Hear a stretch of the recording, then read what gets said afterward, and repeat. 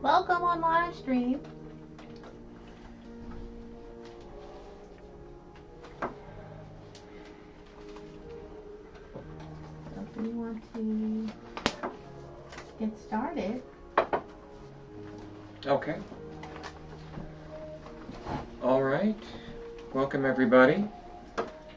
This week's reading, we left off last week with Isaiah, and we really didn't get into Jeremiah too much, so I think our hope tonight, is to get into Jeremiah, Lamentations, and Ezekiel. And with that, is there anything anybody would like to bring up to the group that really stuck out to them this week in this week's readings? Silence. Although we were talking a little bit about Reverend Kathy. What captured me was the vivid dreams and the vivid revelations of Ezekiel. And both at the beginning and near the end of Ezekiel, particularly the description of the wheel in the middle of the wheel, and the faces, the four faces and the eyes, and you can look away, you can't get away. And I enjoy the passages that remind me of songs, because there's a song called Ezekiel Saw the Wheel way up in the middle of the air. And then the vivid dream that he has at the end about the Valley of the Dry Bones. So it's very interesting, and Cecil B. DeMille needs to be engaged in making that real and vivid too. Yeah, the first chapter of Ezekiel, where this fantastic vision is, and these wheels and the eyes on the wheels and everything. And, when I got to this, my first time through reading Ezekiel, I thought, man, I have never read anything like this in the Bible until this point. And now, when we get to Revelations, there'll be some other wild visions. But this is really the first one where it really seemed like Ezekiel was touched and was having a vision. It was, some of the other prophets, going back to Elijah, their vision seemed much more routine or almost common or relatable. And my first time reading this vision in Ezekiel, I thought, well, what is the meaning of the wheel and these wheels and the eyes, and there's wings, and each had two wings stretched out towards another, covering its body, and the creature moved, roar of rushing. I thought, what? Yeah. So if it's a metaphor, what is the metaphor for? Well, and what do they represent? And what's all the deep meanings of it? So it is very deep. Can anybody kick in on that thought? Well, what struck me this time reading it was just, what resonated with me was just the emphasis about how all of that, the cherubim, the wheels, everything moved in concert with the spirit. And it's just, I don't know what each kind of represented, but that concept just struck me this time when I read it. It was just in one accord without everything. And I remember thinking, wouldn't it be nice if we all were in that accord with the Spirit? Nice. And in that vein, I was thinking whenever these creatures moved, they were always facing forward. They were always, when they moved to the left, when they moved to the right, then when they moved behind, when they moved, because of the structure of, the description of the structure of their, they have 4 faces. Mm-hmm. And so the idea for me was, look where I'm going. Basically, let the spirit guide and look where I'm going. Canute, what were you? 2 observations. This when I read this one on the wheels. If you take that literally, I had almost like a futuristic vision of how that's constructed in like a very modern robotic almost way, which I found fascinating. I didn't think about that the last time.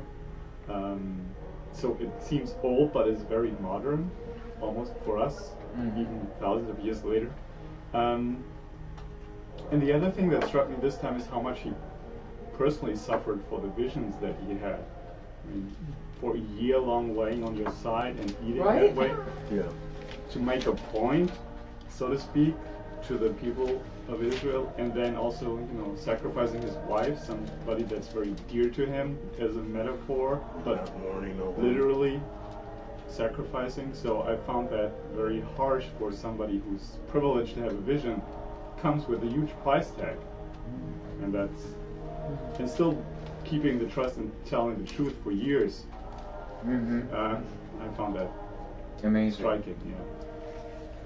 But it's commission, though, him being a watcher on the wall, saying, if I give you this information, you don't tell it, then you're going to suffer the consequences. If I give it to you and they don't do it, then they suffer the.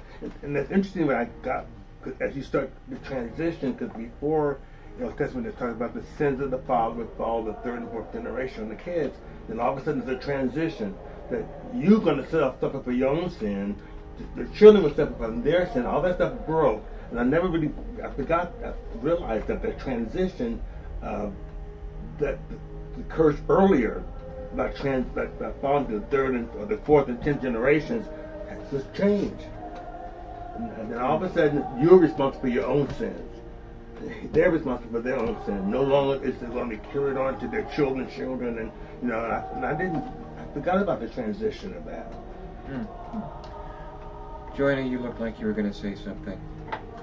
The other thing that struck me about Ezekiel, I was looking at my notes. It was just the ongoing theme of a new spirit, and there was a lot of focus on the spirit in Ezekiel, and there was also more detail about the idolatry that was going on. Like I'm looking at chapter 8 of Ezekiel, when he was taken and shown like these places where it just seemed like you had the temple, and then you had these secret meetings going on with people even in the temple, even the priests, having these secret ceremonies and stuff like that. I mean, so there seemed to be more, and there was more explicit multiple references to them sacrificing their own children. And so it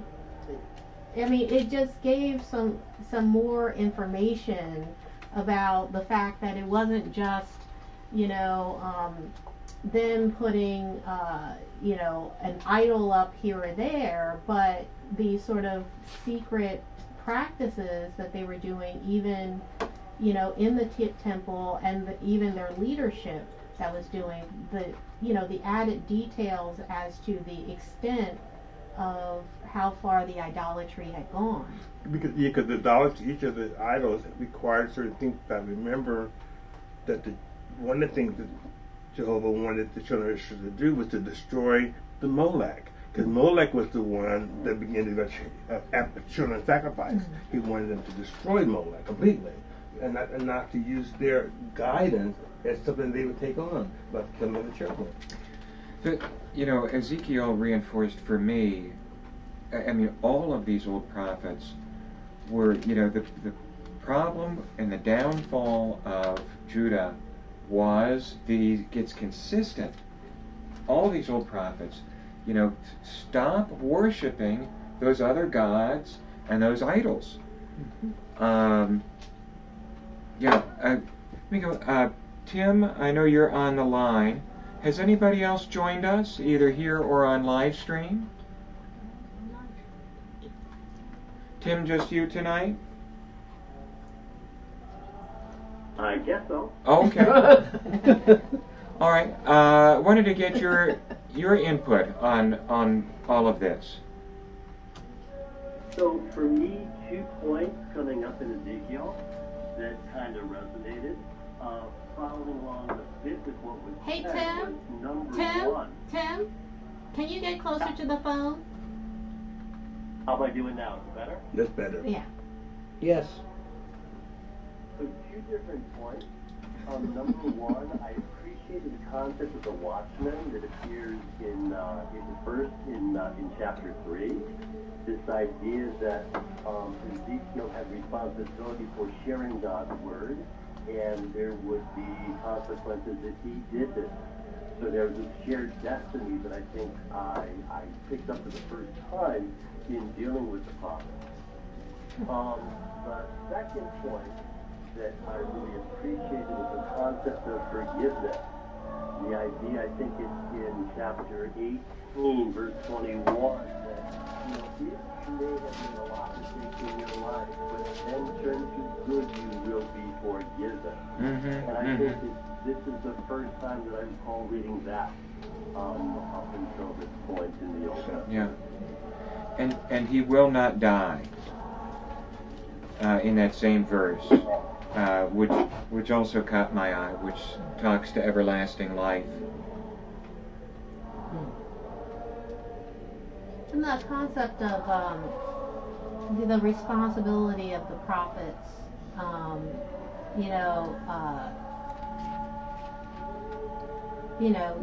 in terms of their responsibility, in terms of not speaking in God's name unless, because that was throughout, like talking about, they're basically telling you things that are coming from their own minds and telling, you things that they think you want to hear, as opposed to what the truth, may be.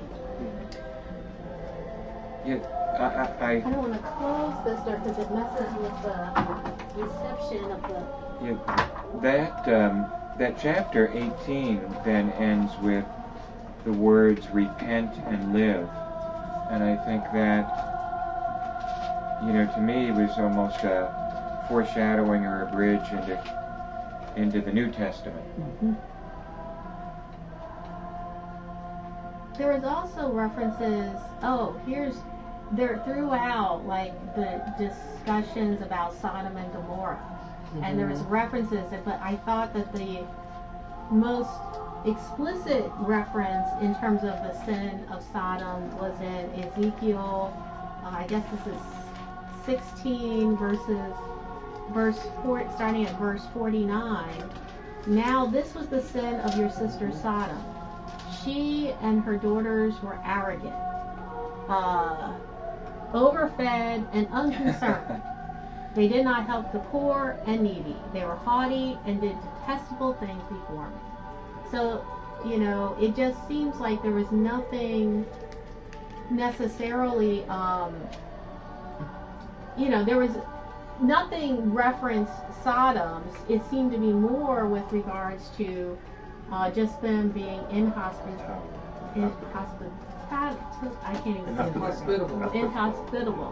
The other thing that struck me this time was the references to the Garden of Eden, because it caused me to start rethinking the creation story and the Garden of Eden story.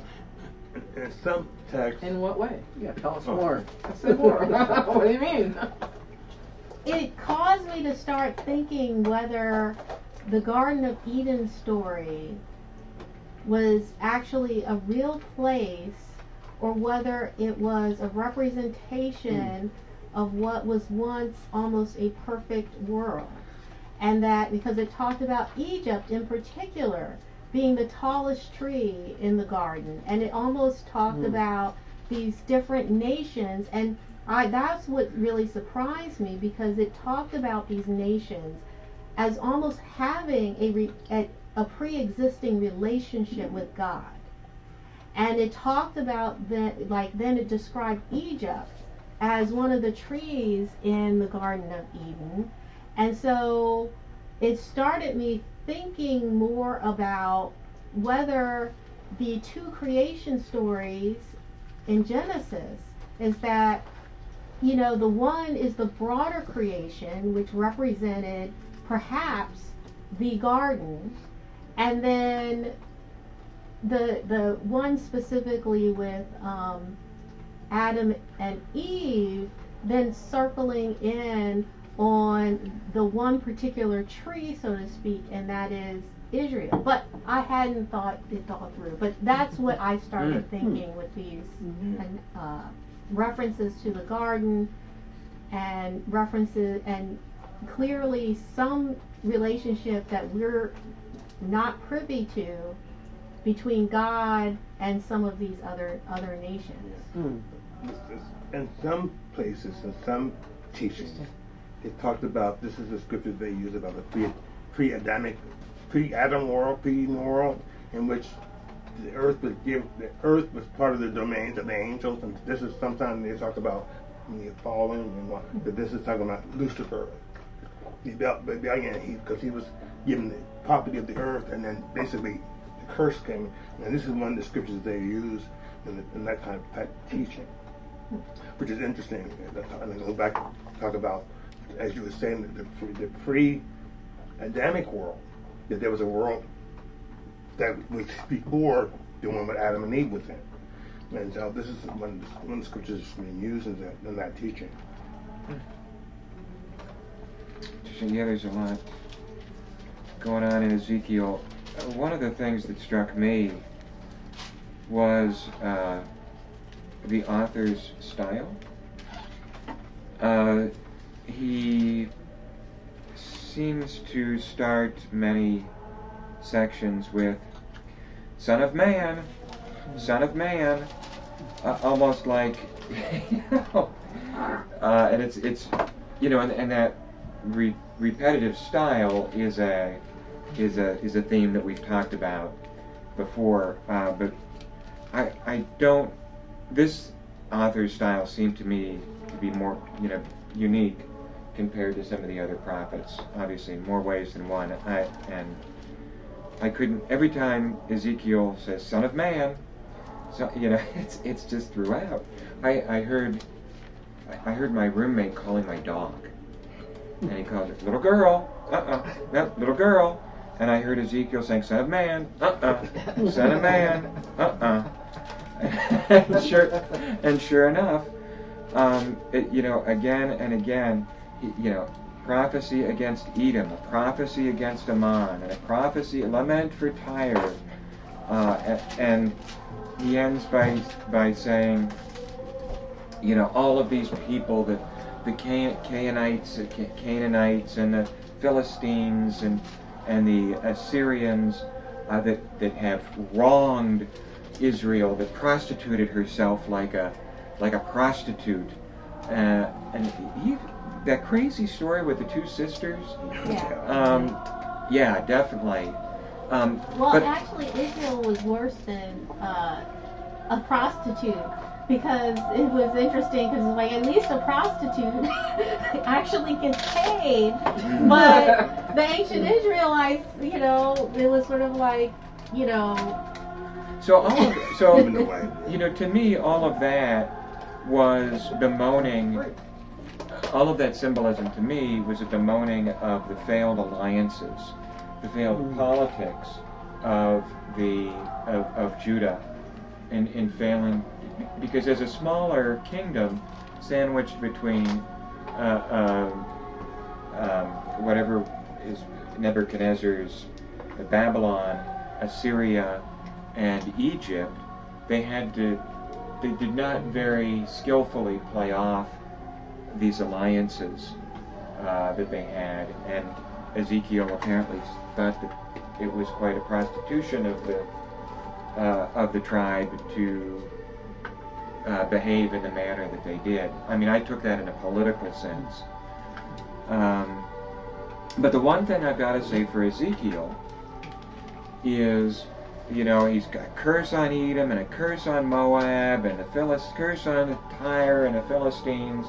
But in the end, Israel will triumph and will come back and you will see. And I thought, gosh darn it, Ezekiel, you're right. Because in this day, all of those other peoples, they no longer exist. You were right, Ezekiel. They are wiped off the map. But Israel is still here. Well, two things on that. I didn't read that politically, and you could make the point, you know, Arabia, even if it doesn't exist as a country, as a region exists. Syria as a country exists. Sure. And I wouldn't read too much political in that point, simply because I think for me the point was, don't trust your own power, the power of armies you engage to save your life. Whatever you do on this earth, if you are not on my side, God says, no matter what your strongest alliances are basically worthless. Because you're giving up on me, and I can do whatever to show my strength and my power. And that's, you know, if you rely on humans and their armies and their whatever, you know, they might look powerful simply because I let them do, you know, this move against you to prove a point. But basically, if I change my mind tomorrow, which I will, you know, to prove again that I'm powerful, then these armies will not help you in a minute. That's what and the Son of Man reference, was that in the, you know, the texts we've written before, a phrase that's been used, because the only other time that I can remember that's been used is with Jesus as described as Son of Man. So I don't know if I've overread this before, whether it's been used before. There was a footnote in mine that said that it could also be translated as human being. Human one. So. Yeah, I thought it was a unique style that I hadn't seen until we got to Ezekiel. And the issue about adultery, the really issue is about the breaking of a covenant. We're talking about Israel, the practice that they broke. You committed adultery, you broke the covenant. And that was the real definition of adultery and breaking of the covenant. So because they had a covenant with God, Jehovah. I'll do A, B. If you do this, I'll do A, B, C, and D. But if you break a covenant, then this is going to happen to you. Going back to Jeremiah, there was a couple of things that struck me. One was the example of the Rechabites. Okay. Yeah. I just thought that was kind of interesting. This family of people who, because one of their ancestors, you know, told them not. Oh, hey, welcome. Thank you. Because one of their ancestors said, don't drink wine, don't live in, you know, regular houses, live in tents, and they still abided by that, and his sort of their example that here's a group of people who to this day have kept their covenant with their forefather, and other people can't even keep their covenant with me. And then I also thought it was interesting that Jeremiah was saved by a Cushite. You know, when they had put Jeremiah in the cistern and they were going to let him die, and it was the Cushites that intervened. It was just interesting, because here were these sort of non-Israelite people who you know, were clearly shown as being righteous and shown to be you know, actually people who you know, were doing the right thing. So those were a couple of things that struck me in Jeremiah. Good stuff. Yeah. Lila, let's bring you into this. What thoughts did you have on this week's reading? Was it Lila? No, it was Lila. Lila? Who came on the line? I thought it was Carla. Yes. That's Carla. Welcome. Carla, welcome. Thank you. Thank you. So let's bring you into this discussion. Oh, I'm going to primarily listen because of other stuff I'm doing. So I'm going to pass on that for the moment. Okay. Thank you. Sure. Going back to Jeremiah, Johanna, Jeremiah 44, what was it, verse 44, verse 25, there's a reference, verse 20, to the drink offerings to the Queen of Heaven. Mm-hmm. What's that about? Yeah. Don't just leave me hanging, Jeremiah. It's actually in the prior page, because I have in my... Who is it? It's an idol, idol. And it's in 19:2. Yeah. We may burn The incense Queen to the of- Queen so- of Heaven and pour out drinks over into her. When I'm we burned assuming incense that- to the Queen of Heaven. That is another Idol? idol, Idol. because it was being condemned. Okay, on the 44:18 says, but ever since we stopped burning incense to the Queen of Heaven and pouring out drink offerings to her, we have had nothing and have been perishing by the sword and famine. So they were basically saying is that they need to go back to worshiping this idol because they believed that it was the idol that was protecting. Yeah.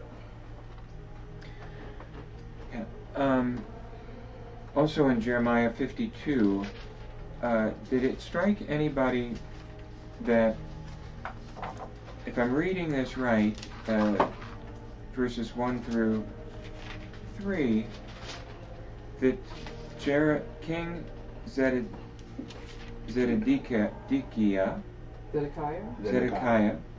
was Jeremiah's son-in-law? Because his mother's name was Hamutal, the daughter of Jeremiah. So the king was married to Jeremiah's daughter? So the king was his son-in-law? I just assumed it might have been a different Jeremiah. I thought the same thing, but I didn't know if, because we're not given like Jeremiah, the son of so-and-so, the son of so-and-so. So Okay. it could have been. I don't know. And then you have to remember too, they married sisters, brothers and sisters. So you don't know. No, it's not necessary. Mm-hmm. That would have, yeah. I was going to say that would have given Jeremiah's prophesizing all that much more of a oomph. I mean, if his son-in-law was the king. Listen to me. Reverend Kathy? I thought it was interesting throughout how precisely the dates were chronicled. In the 9th month of the 3rd year of exile, or the 6th day of the 7th month, and wondering why that was so important to handle. I mean, actually throughout both Jeremiah and Ezekiel, because I can't remember 30 seconds ago. So the person writing down this very specific thing to etch it into our memories of the people who are reading it. The other things that came to me were the call stories of Jeremiah and Ezekiel. At the beginning of Jeremiah, call of Jeremiah and objection, and then overcoming the objection. So, before I formed you, I knew you. You were set apart. I appointed you to be a prophet. God's calling Jeremiah. Here's the objection. I don't know how to speak. I'm only a child. Blah, blah, blah. That's it. And God says, you have to go to everybody I send you to. You have to say whatever I tell you to say. And don't be afraid, I'm with you. And then the phenomenal event, the Lord reached out the Lord's hand and touched my mouth and said, now, I put my words in your mouth. Go do. Now, it's hard to fight it's hard to fight against this, godly hand coming from heaven with words to touch your lips and put in your mouth. I mean, I can just envision this when I hear this story, that God hears the objections and overcomes those objections. And with Ezekiel, the burning coal to his lips to purify, but that doesn't happen until well into the book that his call story gets, chapter 2. But usually it's right at the beginning. Most of the time it's right at the beginning. But didn't Moses do the same thing almost? And that's why God sent Aaron with them to. I can't talk. This is an educated man. Moses was educated with the best of education. He's gonna say, I can't talk to Pharaoh. So he said, okay, send Aaron with you. Because this excuse that you can't talk before Pharaoh, so I send Aaron with you so he can be your spokesperson as well. The same excuse that is interesting. And God handles, in my view, those objections by providing a concrete thing. Yeah. Here, I'm going to provide this for you so that you can somehow feel confident, which you already had it all in you already. But I'm providing you this this marker that you can go back to and say, oh, God did that for me. I have confidence now and boldness to speak or boldness to act. So, yeah. Can you?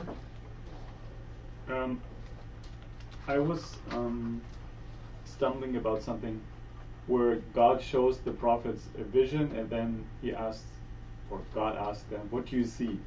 And I wondered, what the purpose was.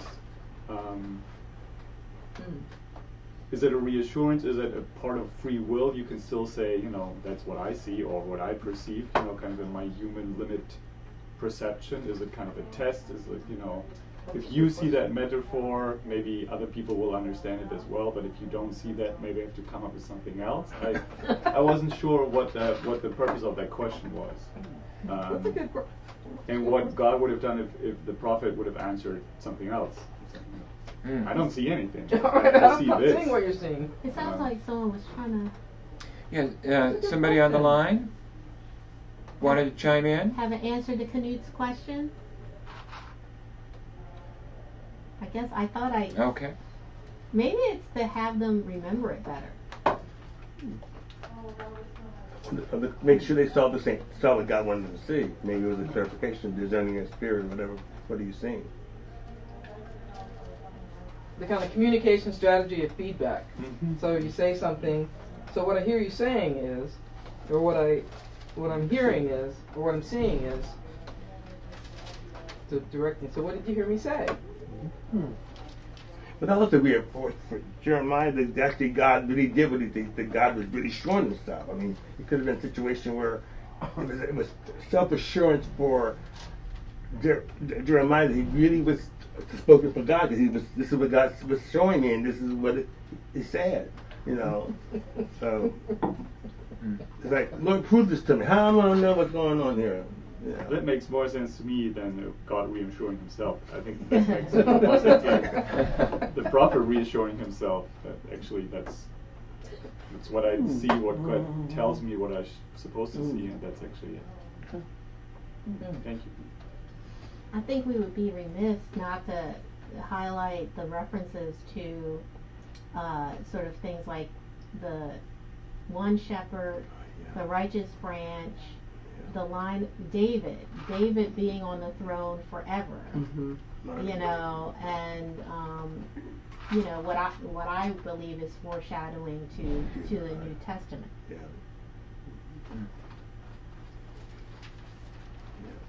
That's in there. Maybe one word on the dates. I think one explanation for me would be, you had to remind certain dates for your festivals and for your worship experiences, and that might have been part of, remember those dates. I'll give you an exact date. This is the date that this happened.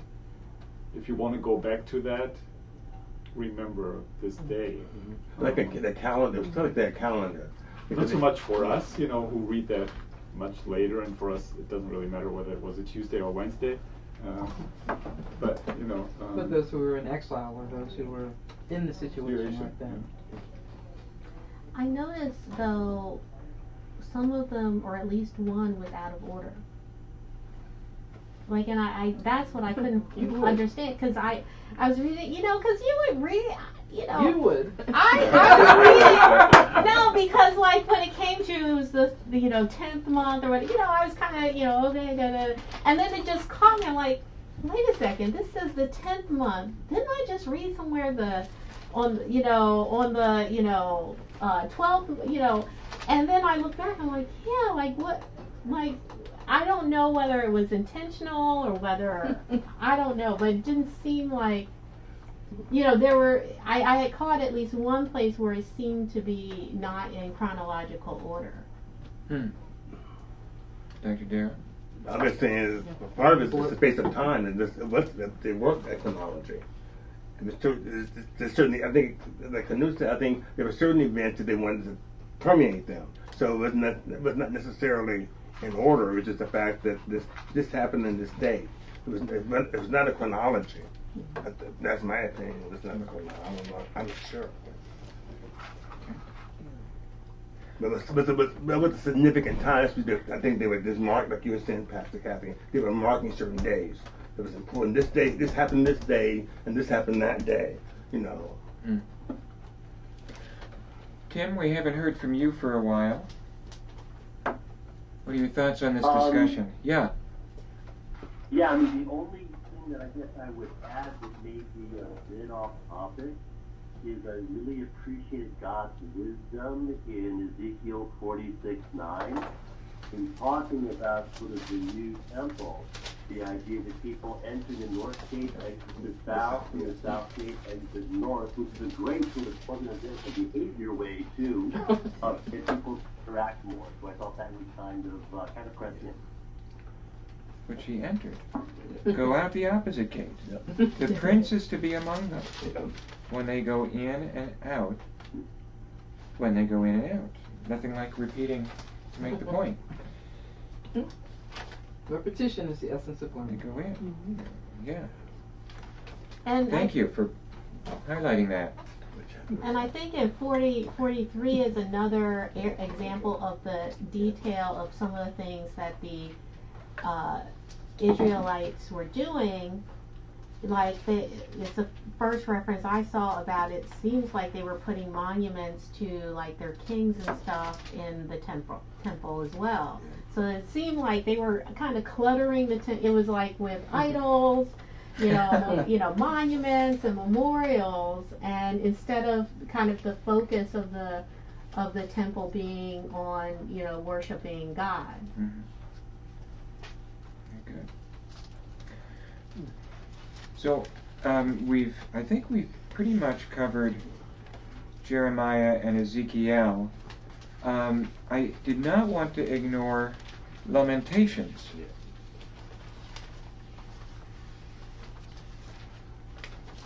It's not long.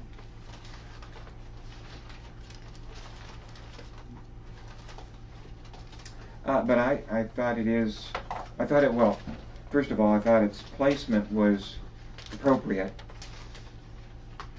And I thought it was lovely, although mournful, but yeah. In a sad kind of way. The Lord has done what he planned. He has fulfilled his word, which he decreed long ago. He has overthrown you without pity. He's let the enemy gloat over you. He has exalted the horn of your foes. Men are not cast off by the Lord forever. So there is a much quoted piece of scripture in there that is often used, right, for kind of reassurance purposes in Lamentations 3, verse 22, 23, 24. The Lord is good to those whose hope is in him. To the one who seeks him. And, you know, the compassions there are new every morning. Great is your faithfulness. The Lord is my portion, therefore I will wait for him. So that's actually often not used for lamentation purposes, or but rather as an assurance and hopeful message. And I saw which is interesting in this context of the whole. Oh yeah, I put hope next to that. What did you say? Hope. Yes. And then not long after that is a reference to, in essence, turning the other cheek. Let him offer his cheek to one who would strike him. Yeah. One of the more graphic and alarming passages in Lamentations for me was in Lamentations 4, verse 10, which is, with their own hands, compassionate women cooked their own children, who became their food when my people were destroyed. Desperation. Yeah. And to me, that speaks of desperation. Yeah. And so, for me, it's always an evaluation of, is this word to me meant literally? Did they literally cook and eat their children, or is it a metaphor? Well, cannibalism was mentioned later. I mean, it sounded like some of the stuff, the famine got so bad that they did. I mean, then there's lots of, stories throughout history of, in civilizations where starvation has gotten so bad that they have resorted to cannibalism. And so, I mean. So you take this as they were eating their children. And the issue they said with compassion, they were, like you said, they were not something they wanted to do, but they were with compassion. They had to do the women of compassion. They were not evil women. There was this situation of this is what they had to do. Well, and I think it goes back to Reverend Kathy's point about it shows the desperation, because I read this as even compassionate women resorted to doing that. Yeah. I also think the verse before talks about those killed by the sword are better off than those who die of famine, racked with hunger. They waste away for lack of food from the field. There's compassion involved perhaps as well to prevent children from going through that process. So I thought it was like mercy killing. Yeah.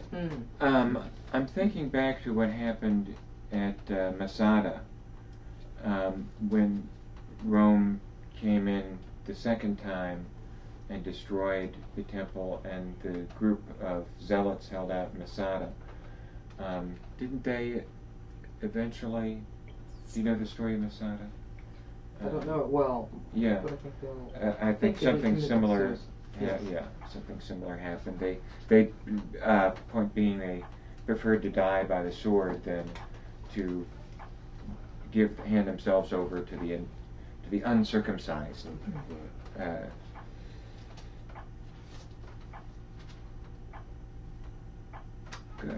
Good. So a lot. It mentions Sodom again.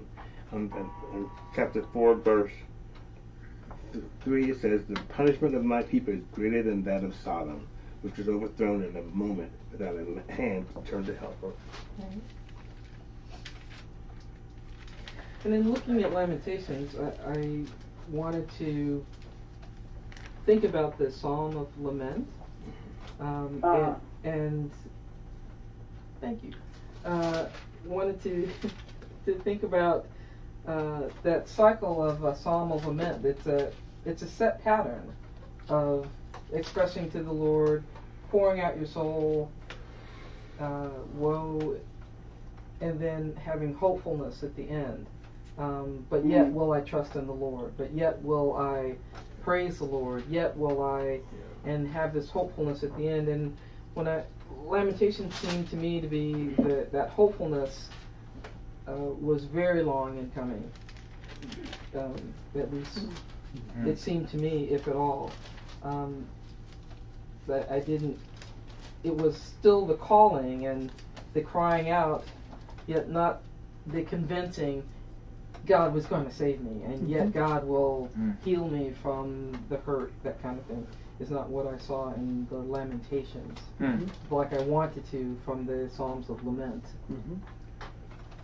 Which I think speaks to our tendency to rush to hope, to rush to closure, and not give lamentation and the pouring out its due.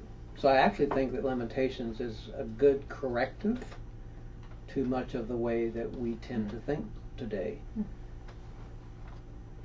You should pause. Yes. And lament and reflect. Yes. That there is something to be taught by the grief, by the pain, by the lamentation, and that then, and even I think more so now, there is this tendency to get through that as quickly as possible. Get through the wilderness as quickly as you can, and not necessarily listen to what the teaching might be in the pain, in the lamentation. Yeah, Carla. I was going to say something similar about there's been this thing for me about whether there is room in community worship for lamentation. And, kind of what does that mean and where is there room for that? It's something I've really been thinking about in terms of differences in worship experience. Yes. And whether that is welcome or not. So. Yes, and that's a good. And the reality is that it needs to be welcomed, and yet there is incredible resistance, I think, and discomfort to that. Here's 3 steps to overcome this issue. Do this, and you'll be healed. There's a pill for that. There's a meme for that, and I think you raise a great question, and I think the reality is that there's strong resistance and discomfort to that. People want to come to church and feel better when they leave than when they got there. When actually, I think Lamentations and others speaks that there's a deeper human need to sometimes go into the place where there is something else to be learned and taught, and perhaps our healing is superficial because we don't go deep enough into the lamentation. So I think there's a very powerful corrective here, and I think we'd rather just say, okay, we've got Good Friday, and we'll do our lamentation then, and the rest of the year it's going to be happy clappy. So it's a very difficult. I think it's something we just spend some time with our thinking and our theology around that.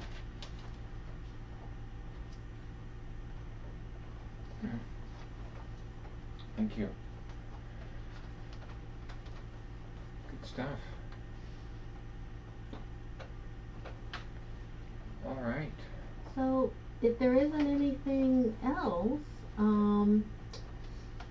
looking forward, if you notice the reading for the coming week, we're going to be in the New Testament. I believe that when I calculated last, we are close to 3/4 through the entire Bible. That's 75%. No, we're at more precisely about 72.6% through. She said about 3/4. And we'll be making our way through the minor prophets. Yes. Get those minor prophets. And by this time next week, we will be well into Matthew. Malachi. So this is really the home stretch. So keep reading. Do not skip. Don't be tempted to say, well, I can just skim through this. And if you're behind, don't worry. Just keep reading if you can. Just think about adding a page or 2 more a day until you're caught up. And with that said, does someone want to close us out in prayer?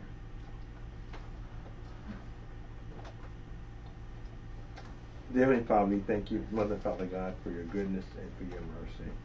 Your word is sweet to us, and we thank you that the scripture says, thy word have I hidden in my heart that I might not sin against thee. Those of us today, Lord Jesus, and those on the live stream and on the phone, we ask you to cover them in your precious blood, cover us all with your mercy and your grace. And Lord, we just give you the praise and honor at all times. In Jesus' name we pray. Amen. Amen. Amen. All right. Thank you. Amen. All right. Well, thank you, everybody.